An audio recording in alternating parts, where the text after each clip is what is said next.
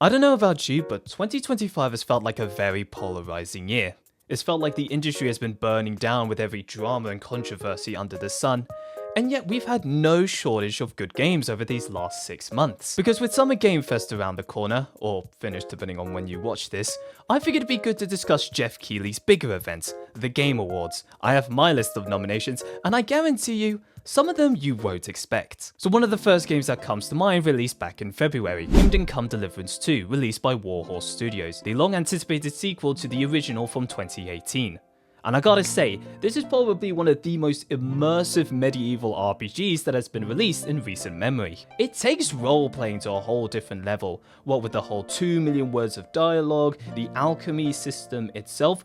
All you need to do, quite literally, is go through the streets of Kuttenberg, and the immersion that this game brings is simply incomparable, to be honest. I think the only issue I had with Kingdom Come Deliverance 2 was performance, and I mean, looking at the game, it's a very demanding title to say the least. But when you're playing it on a PlayStation 5, things like textures tend to sort of struggle a little bit in comparison to everything else. I also thought that the combat was a little bit clunky, especially with a first-person perspective. I feel like it could have done with a sort of over-the-shoulder perspective in order to make sure group battles weren't so claustrophobic, if you know what I mean. But honestly, this was probably the first smash hit title that kicked off 2025.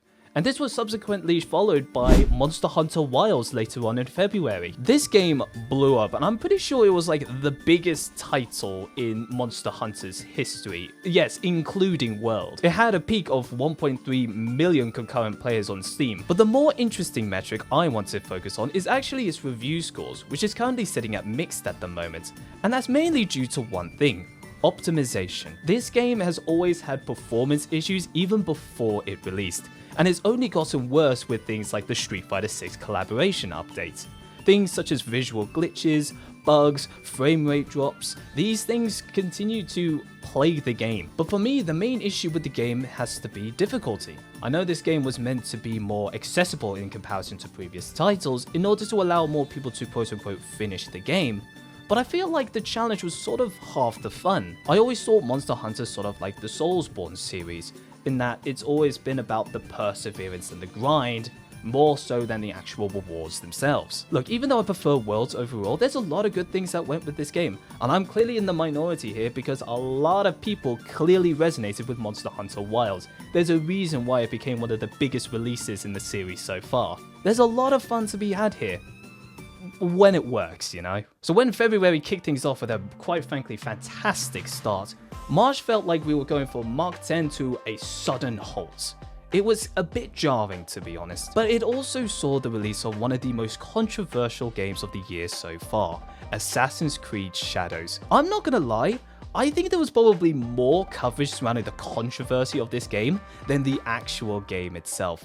And even after it released, I think there was more discussions about whether or not it was a success or not, and that only worsened when Ubisoft announced that it was being bought out by Tencent. I think the main problem with Assassin's Creed is the fact that it didn't really take full advantage of the two polarizing playstyles of Yasuke and Naoe enough, to be honest. I feel like it was mostly easier to play as Naoe, and was usually a lot more efficient to do so compared to, you know, choosing to play as Yasuke and charging full speed ahead. Now, whilst March was a bit of a dud, April came in clutch. There was a lot of good games that came out this month. Two in particular seemingly came out of nowhere, and one of them I reckon will be Game of the Year. Now, the first one is a surprise bombshell by Bethesda that basically went out and said, you know Oblivion, you know, one of the best Elder Scrolls games ever to be made?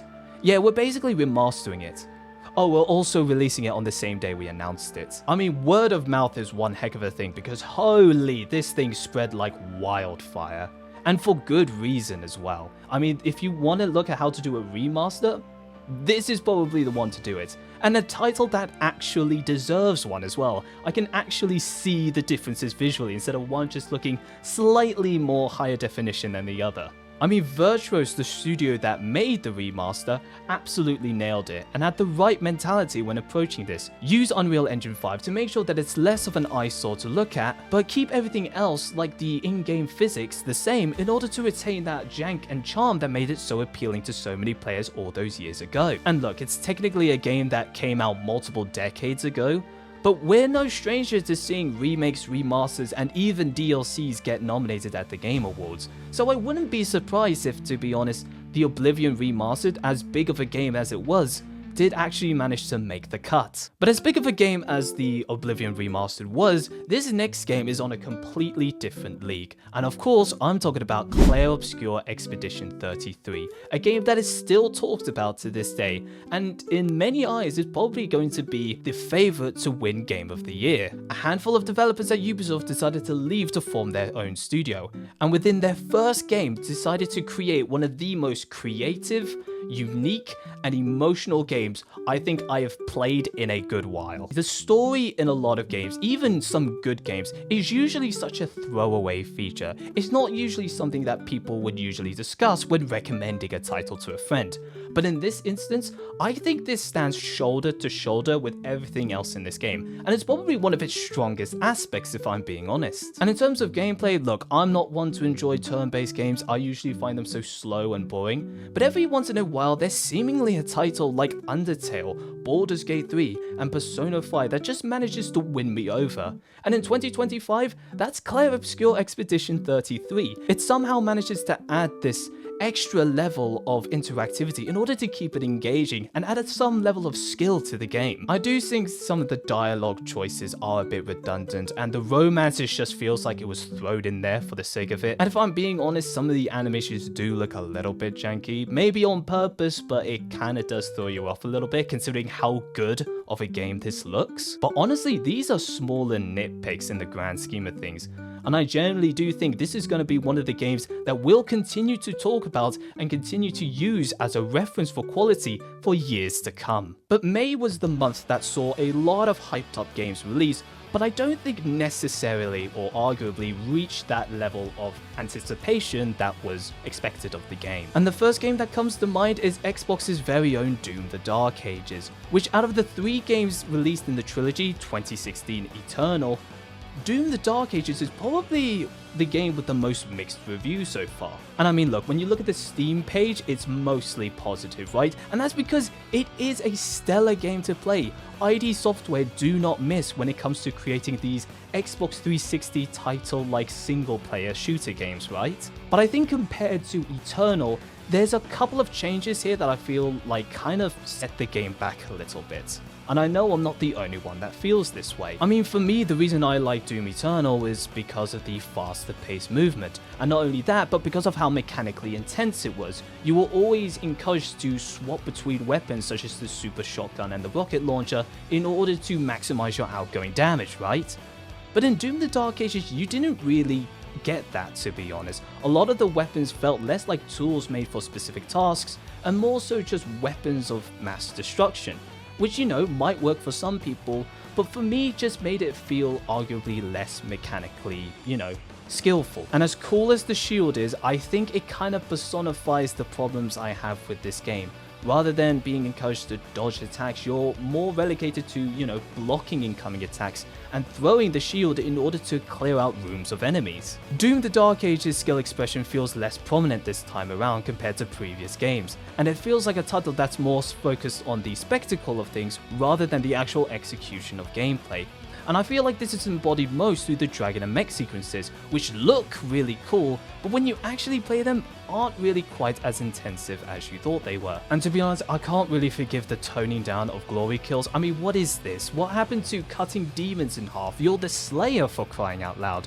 Instead, we're just relegated to bonking them on the head with a chainmail. And Elden Ring Nightreign is the other title that comes to mind, which is probably FromSoft's most polarizing game to date. I think the main problem that a lot of people seem to be in agreement with is the multiplayer features, which is rather limiting considering the fact that it's an online game. I mean, you've got no duos matchup, you've got no voice chat, and you've got no crossplay. And the in-game ping system itself is really unhelpful, because you're not really able to communicate a lot with it. And even so, in the actual game itself, the loot pools are abysmal. Ever goals feel like a complete waste of time to do. I don't think there's going to be a lot of longevity for this game, considering the amount of content and the amount of rewards that it has on offer at the moment. Unless they're updating this on a semi-monthly basis with, you know, new enemies or new Night Lords to fight, I don't really see this game lasting outside of it being just a brief gimmick game of the month and then moving on. Look, I'm all for games trying something new and taking risks, and this is clearly a genre of games that From Software is not really used to making. But even still, there's a couple of factors here that need to be looked at and addressed, because I don't think this game will be nominated for Game of the Year, despite how much, people praise and love From Software as a company. And from this point on, it's all games that haven't quite released yet, but are some of the biggest games that are coming out in the next 6 months. And I do think some of these will actually be Game of the Year nominees. So with June, we have the infamous Nintendo Switch 2 coming out. And by that, I mean Nintendo broke the dam and pretty much ushered in the age of $80 games. Take Mario Kart World, for instance, which is pretty much the flagship title coming with Nintendo Switch 2. But look, there's a lot of good things coming with Mario Kart World, right? You have the expansive open world, you've got the wall running, you can grind along rails, you've got the costumes. Whether or not this one will end up being as good as Mario Kart 8 Deluxe, we'll have to wait and see. But this is clearly going to be a game where it's going to foster its own small niche community that's going to try and keep this game alive. But how Nintendo will treat it over time, I think is going to be the true testament to this game's success. I mean, never mind the fact that it's a $90 physical game that doesn't even include the actual title itself and instead requires you to download it over the internet. I mean, you get to play as a cow on a car, what can I say? But I think the main talking point for the month will actually be Death Stranding 2 on the beach. Now, I'm of the crowd that didn't really enjoy Death Stranding. I kind of thought it was a bit boring and a bit much of a walking simulator, to be honest. But it looks like Death Stranding 2 is going to try and address a lot of those concerns, right? By having a lot more challenges and obstacles in your way, a lot more combat encounters. I don't doubt the graphics and the story itself, right? Based on the trailer itself, it looks like Hideo Kojima is going to be on, his A game with this one. And we all know that Geoff Keighley is going to absolutely praise this game to Kingdom Come because he's his biggest fan. So do I think this game is going to get a Game of the Year nomination? Absolutely. Are you kidding me? It couldn't really go any other way. But whilst Mario Kart World has dominated discussions online, I actually think Nintendo's biggest shot at getting a Game of the Year nomination will actually be in the next month in July with Donkey Kong Bonanza. To be honest, I don't think we've had a new Donkey Kong game since Tropical Freeze, to be honest. And if I recall correctly, I don't think we've had a new 3D Donkey Kong game since Donkey Kong 64 in 1999 or something like that. I mean, the game is shaping up to be like the Mario Odyssey of 2025, right? It's got this nice cartoonish game style, the movement looks really good, the graphics look quite decent, and I think the destructible environment is going to be a very interesting mechanic to experiment with. But again, the Game Awards always like to diversify their list of nominations by having at least one from, various platforms, one from PC, one from PlayStation, and I guarantee there'll be at least one Nintendo title that will make it in that top 6, and I reckon Donkey Kong Bonanza will be that game. But September, I think September is going to be tough, to be honest. I mean, you've got games like Borderlands 4 coming up, which according to the studio CEO, you're not a real fan if you don't fork over like the $80 if it does release on that price, right?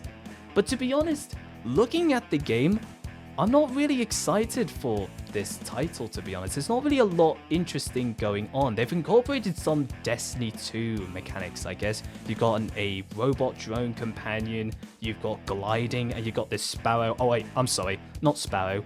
Digirunner. But aside from that, it doesn't really look like there's a lot of changes compared to some of the previous games. I think the main concern for me will be the sort of tone and humor of the game itself, because that's always been one of the biggest highlights of the series, I think, for a lot of people. It's sort of been on this downwards trend since Borderlands 3, especially with Tiny Tina's Wonderland, where it's sort of shifted from, being snarky and edgy to being a bit quirky and whimsical, to be honest. And a little bit silly in here and there, just for the sake of it. I think even with Borderlands 3, the main problem was also difficulty as well. It felt way too easy to get legendary drops. We mentioned that you got overpowered insanely quickly in this game. So hopefully with Borderlands 4, they find a way to sort of find that right balance between making sure it still feels rewarding, but also making it so that, it doesn't feel like it's just being cheaply given out, right? A bit of a legendary bargain sale, if you will. But even so, I don't want to judge a book by its cover, but Borderlands 4 feels like it's going to be one of the most okay and alright games in 2025. but I'm open to being shocked and surprised, right? Maybe it ends up being, you know, one of the best shooters of the year so far. I think it stands more of a chance than Marathon right now because holy, Bungie cannot catch a break with this game. I mean, aside from the art theft controversy, the game just doesn't look very exciting to play at the moment. And I'd be very surprised if a delay doesn't happen at least until next year in order for them to address some of the biggest concerns that players have reported back to Bungie, right? Things like, you know, the few and far between PvP encounters, more PvE enemies to fight in order to fill in that empty space, and adding a bit more weapon variety to the game itself. I mean, if the latest Marathon Bungie dev stream is anything to go by, they need all the time they can get right now in order to make sure that this is somewhat of a passable quality, because this game is looking to be dead on the waters. But the final games I want to talk about will be releasing in October, starting with Ghost of Yotei, the highly anticipated sequel to Ghost of Tsushima. I loved Ghost of Tsushima, okay? I really enjoyed the story and the polarizing morality of it based on a historical event. I loved the polarizing gameplay that Assassin's Creed Shadows wish it could achieve with the samurai and ghost gameplay. I'll be very interested to see how Ghost of Yotei changes or improves upon the original, right? I mean, it's clearly going away from the ghost and samurai narrative, and the new gameplay features such as the dual-wielding blades and the firearms is going to make it very interesting indeed. But PlayStation has 2 chances to make it to the Game Awards, and I think at least one of them will make it into the nominations. And the last game I want to talk about is Pokémon Legends ZA.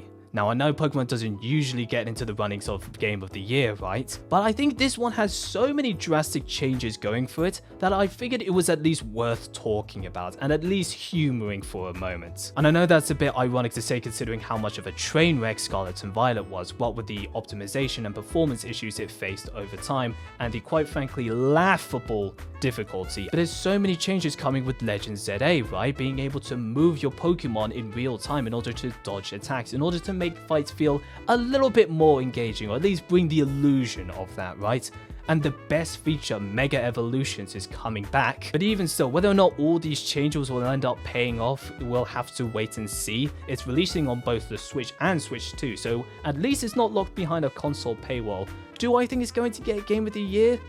No, probably not, but I wouldn't be surprised if it somehow manages to make it into some of the other nominations, like its predecessor, Legends Arceus. 2025 has been weird, right? I mean, it's felt like a lot of games were, you know, withholding their release date because of the looming threat that was GTA 6. And now that that's been delayed into 2026, it's felt like it's been a bit of a race, to be honest, for every game to release in 2025 in order to avoid that incurring storm that is Rockstar Games' biggest title yet. I mean, look, it's not all been smooth sailings, right? But I would say that it's been pretty solid, all things considered. And I'd be very interested to see what ends up actually being nominated at the end of the year in order to encompass 2025 as a whole. And I'll also be interested to see what further announcements will be made at Summer Game Fest.